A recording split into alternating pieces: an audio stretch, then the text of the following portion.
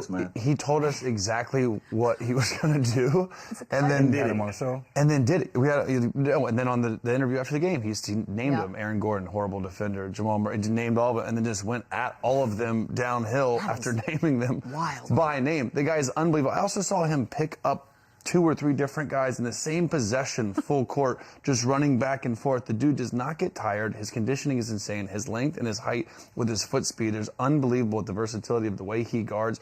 And he slashes and scores, doesn't take bad shots.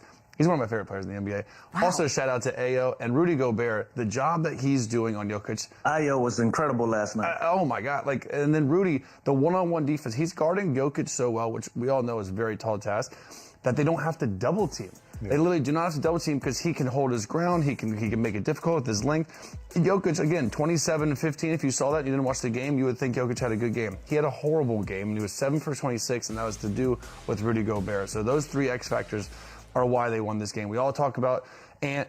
Julius Randle's had a great year. Those 3 dudes are the difference maker in this entire series. DiVincenzo, too. DiVincenzo's been great. Ant has been great. Ant doesn't even seem himself. Bones Highland comes in, gets back. They're just stacked. I like they swag, man, as a team. Yeah. You know, it's certain teams in the league that you can tell, like, these guys hang out, these guys really like each other. It's their mental fortitude. Obviously, you know what I'm saying, you lose the first game, you come back, win game 2 and 3. You know, on the road and then at home. But it's kind of good to see these guys protect home court in game 3 and then go out there and just, you know, get the dub. Obviously in the playoffs it's always tough, you know, especially against, you know, it's the Jokic. Like, it's Jokic. You know what I'm saying? But, you know, these guys stood on business. How many games? Again, I don't want to be short-sighted. I think it's going 7. I think it's going 7. I think Minnesota and 6. Antonio said Antonio said he's seen this before with the Denver Nuggets. I've never seen them be attacked like this. That's the problem that I have. Them being attacked and this team having so much confidence in matching up against them. That's what I'm worried about. I don't know if this is the same team from last year. It's going to be tough without Aaron Gordon and without Peyton Watson. Those two valuable, versatile players. Without them, I don't think they have a chance. Bobby, this has been absolutely awesome. We appreciate you getting up. We know it's I hate I wasn't there, Bobby, but you know. It's all good. You invited me to. Saying just the dynamic of the versatility and the depth and the like-sized guys where you can play 1 through 5. You can go small. You can go big. I heard Charles the other night saying the Thunder can hurt you in so many different ways. They got the small lineup, the big lineup, and the medium lineup. So do the Hawks. So do the Atlanta Hawks. They can go super small and athletic. They can go big. They can go like kind of that tweener group where they have Jalen Johnson at the 4. Like, they have a really versatile lineup, but to compare them to the champs is a little premature, but I understand what he's saying. I think we're just doing that a lot lately. No, I'm rolling because it's just shades. You got a young core, you got a young nucleus of a team that can build together and that can grow together. I think that's the part of it I'm gonna take out of it. Now, just comparing them pound for pound, I don't see it. But when you talk about young talent, you're talking about guys that's gonna do it by committee and a defensive minded team. Like this Atlanta Hawks team, they got a lot of guys that take pride on the defensive end. Very much like OKC. They got a young nucleus of guys that can build them in the right direction, much like OKC. Other than that, everything else they got to earn. But I'm with Kenny when he say shades. I can see some of the culture that's being built that's worked for OKC now working for the Atlanta Hawks. Also, do the Hawks have an MVP on their team? Like an SGA? Like, I ain't gonna say MVP. Jalen Johnson's, he's budding superstar, but like they don't have that SGA type player yet. But they got all guys on court that's a threat with the ball though. Like 100%. Everybody put out there a threat, so you got to guard them guys. You got to close out the touch on the 3. They could put the ball on the floor. Shades is tricky. Because that could be, I've heard Spurs have shades of OKC 2.0. It's like shades is it's a pretty big amount. I gotta imagine Kuminga is just stoked. Oh, I'm stoked. Like after everything that he went through. Shout out to Kuminga. They're home, and now he's balling with a chance to he was dance. A star last night. What a turnaround for my boy. Then them a couple wings turn you up, boy. I was in the club last night, Lil. We need first and last games. Couple wings turn you up, boy. Hey, there's nothing wrong with a good late dinner, guys. Nothing wrong with a good late dinner. Boy, it gets you right. Bobby, this one's for you because oh dear Lord, we got a coach quote, and it's coming from Mike Brown, and here it is. There have been plenty of teams that have been 1 and 2. I'm not saying we're going to win it, but you take it one game at a time. Damn. I'm not saying we're going to win it. Yeah, so I played with the Knicks for 6 months.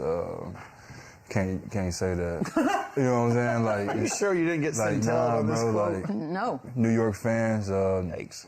they'll turn on you real fast, and they will start to sense an urgency that, that you're not the guy or that you don't believe anymore. I think just as a coach, you kind of just pour confidence into your guys that, it's one game at a time. Obviously, we tip our hat to the Hawks tonight. They got us. We're going to come back and regroup, go to practice, watch some film, see some of the things that we did wrong and adjust to the game plan. I think in the playoffs it's all about adjustments. Every game is going to be different, and obviously the Hawks are playing well. They're attacking certain guys on defense, and kind of eating off that. So they just got to adjust and get right. But I don't think they're out of it. But I don't like the quote though. Yeah. I don't want to take this out of context. I didn't see it or hear it, but this is some bullshit. Like the head coach saying this when you're down 1-2, all you got to do is win one game. Hold on, did you start with I don't want to take this out of context? Well, because I don't know what he. I'm just saying, reading it. I don't know if he was That's like out of halfway context, teasing Taylor. or if he was joking or. But this is a crazy.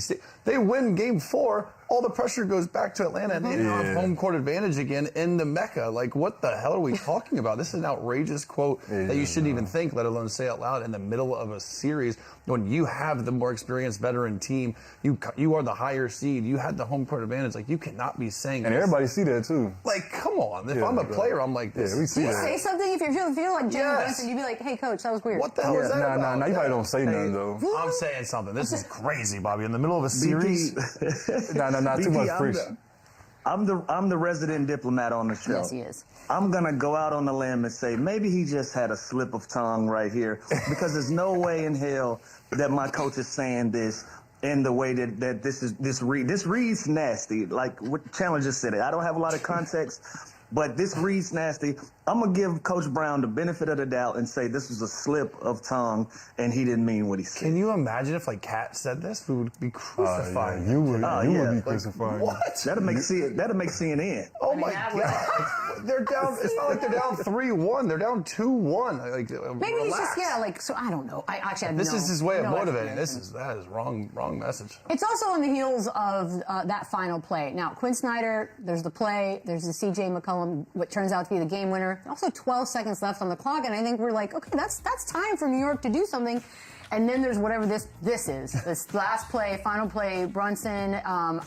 Again, I mean, this was insane. This is a weird play. This is a weird offense, weird play from the beginning. Obviously, they struggled getting the ball into Jalen. They want to get the ball to Jalen Brunson's hands there. The Hawks did a great job denying. Hart and Bridges struggled. Bridges wasn't even on the floor at the end of the game. Bridges was awesome. So their offense was a little. I did like Cat's McBride was energy. hooping though. McBride was hooping. He should have had the last shot. OG was unreal down the end of the stretch. I obviously felt like they were going to do what they always do, and they're going to give the ball to Jalen Brunson and hope him make a heroic play, which they did a great job denying him, and they didn't. But you just got to get a shot at the rim here. You can't have empty possession like this. But is it Mike Brown's fault? Well, I don't know. No? Wait. No. Okay, go ahead.